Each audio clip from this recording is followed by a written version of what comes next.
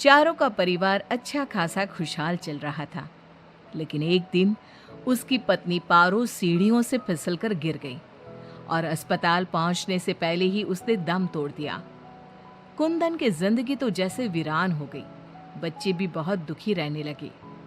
इसी तरह देखते देखते 1 साल बीत गया। एक दिन कुंदन का मित्र उनसे मिलने आया। अरे कुंदन, तुम इन बच्चों के लिए दूसरी शादी कर लो। कम से कम बच्चों की ठीक से परवरिश तो हो जाएगी। मित्र के बार बार समझाने पर कुंदन तैयार हो जाता है।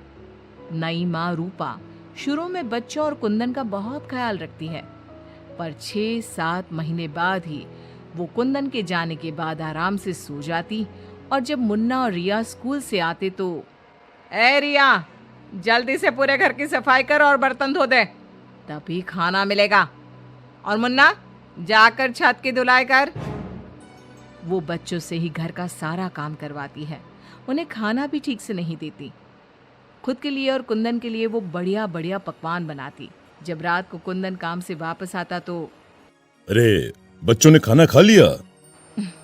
उनको तो मैंने कब का खिला पिलाकर सोने भेज दिया है। कितना ख्याल रखती है ये बच्चों का।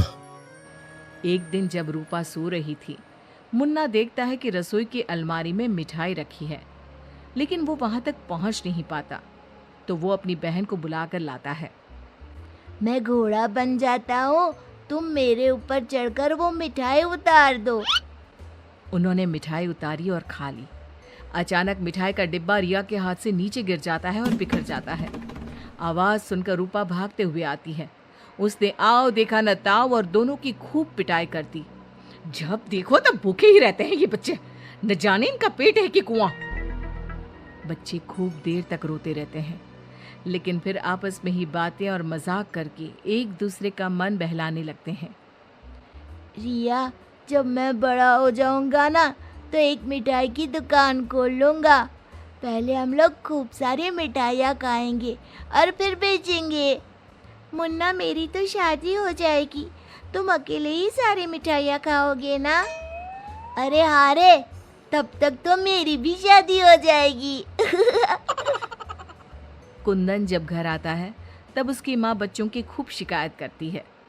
अरे बच्चों, तुम्हारी माँ तुम्हारा कितना ध्यान रखती है।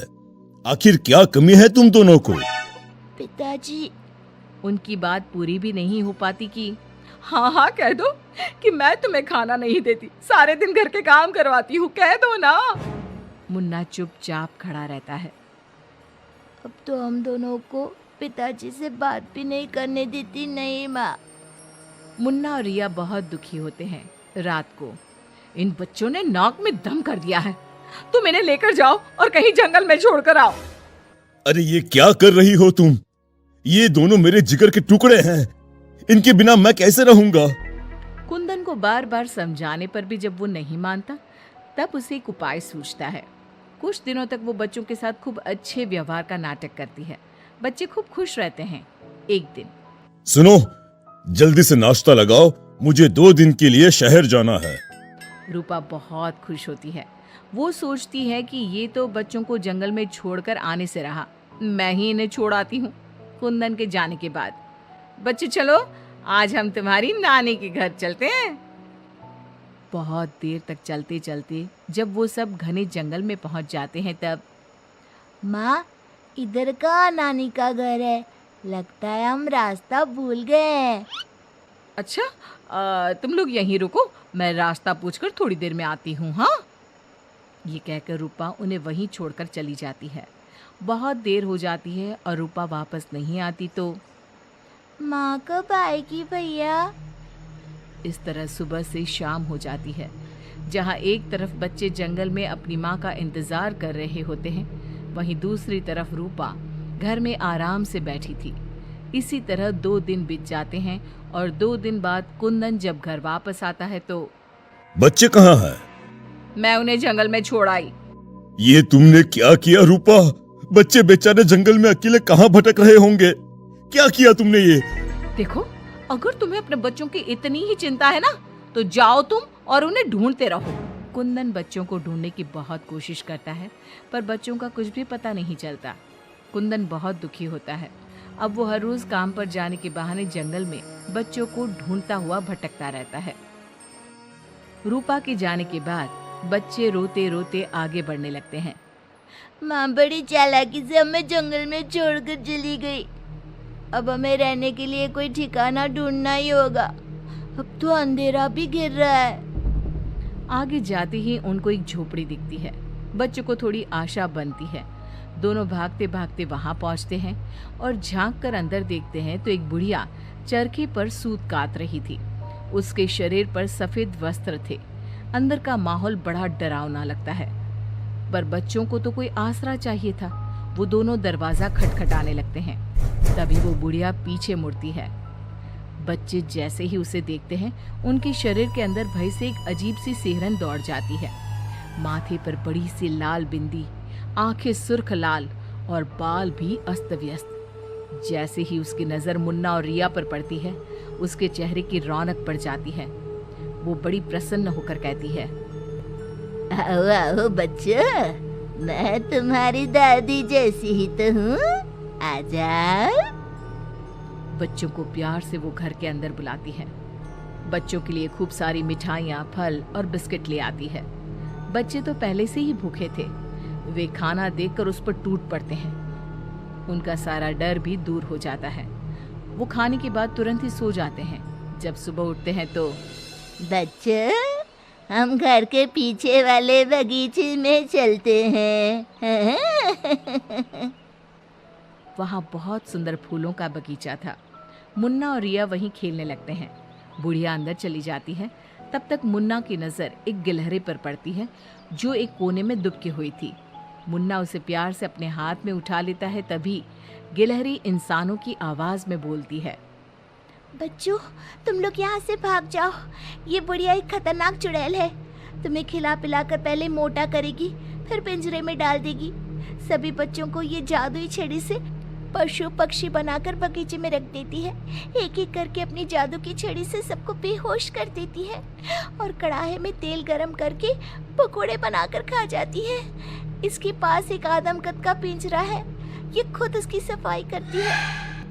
ये कहकर गिलहरी जमीन पर कूद जाती है।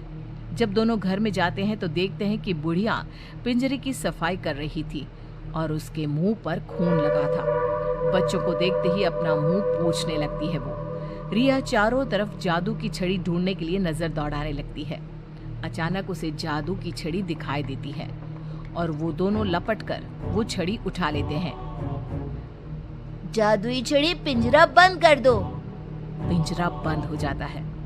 पिंजरा बंद होते ही वो बुढ़िया एक खतरनाक चुड़ैल बन जाती है और चीखने लगती है।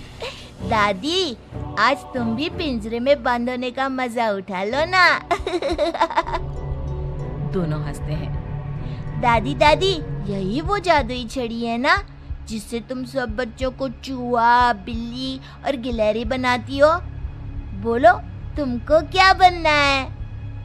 मुझे बाहर निकाल, वरना मैं तेरा खून पी जाऊंगी। छड़ी मेरे हवाले कर दे। दादी, पिंजरे में कुछ खाने को दो।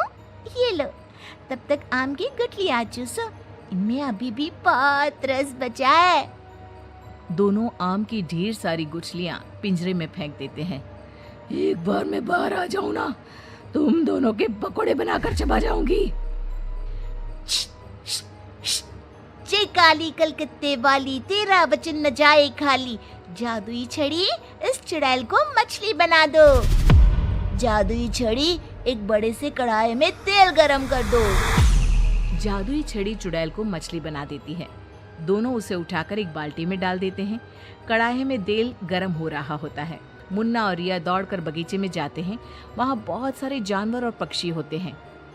जादुई छड़ी, इन सारे लोगों को इनके असली रूप में बदल दो। तभी सारे जानवर और पक्षी बच्चों में बदल जाते हैं। सब कमरे में आ जाते हैं। हमें इस चुड़ैल ने बहुत तड़पाया है, चलो आज इसको मजा चखाते हैं। जादुई छड़ी, इस चुड़ैल को पिंजरे में डालकर फिर चुड़ैल बना दो। पिंजरे में कैद होकर चुड़ैल फिर चिल्लाने लगती है, ये सारे के सारे शैतान कैसे यहाँ आ गए? जैसे तुम पिंजरे में बंद हो गई, वैसे ही हम सब भी यहाँ आ गए। सभी बच्चों ने पिंजरे में ठंडा ठंडा पानी फेंकना शुरू कर दिया। चुड़ैल पहले तुम नहा लो, फिर हम तुम्हें मछली बनाकर पकौड़े बनाकर खा जाएंगे। सभी बच्चे ताली बजाकर खूब हंसते हैं। बच्चों मुझे माफ कर दो, मैं कभी ऐसा नहीं करूंगी। एक बार मुझे पिंजरे से निकाल दो। दोस्तों, क्या हमें इस चुड़ैल की चिकनी चुपड़ी बातों में आना चाहिए? नहीं, बिल्कुल नहीं, नहीं, बिल्कुल नहीं। मुन्ना जोर से छड़ी फटकारता है। जादुई छड़ी, इस चुड़ैल को मछली बनाकर कढ़ाई में डाल दो। मछली की कढ़ाई में गिरते ही बहुत तेज आवाज होती है, जैसे कहीं बिजली चमकी हो। सभी बच्चे डरकर एक दूसरे से चिपक जाते हैं। मछली का आकार बहुत बड़ी सी चुड़ैल का हो जाता है।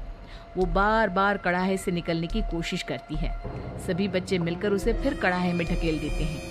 अंत में वो गरम तेल में जलकर मर जाती है। सब बच्चे खुश होकर तालियां बजाने लगते हैं। मुन्ना जादू की छड़ी की सहायता से सभी बच्चों के साथ शहर आ जाता है। जब वे अपने घर पहुंचते हैं तब पिताजी, हम आ गए। कुंदन उनकी आवाज सुनते ही भागता हुआ आता है। बच्चों को देखकर उसकी आंखों से झरझर आंसू गिरने लगते हैं। पिताजी, आप रोइए मत, अब हमारे दुख के दिन खत्म हो गए हैं। मुन्ना कुंदन को सारी बात बताता है। जादुई छड़ी पाकर उनके सारे कष्ट खत्म हो जाते हैं। अब तो नई माँ भी उनको प्यार करने लगती है।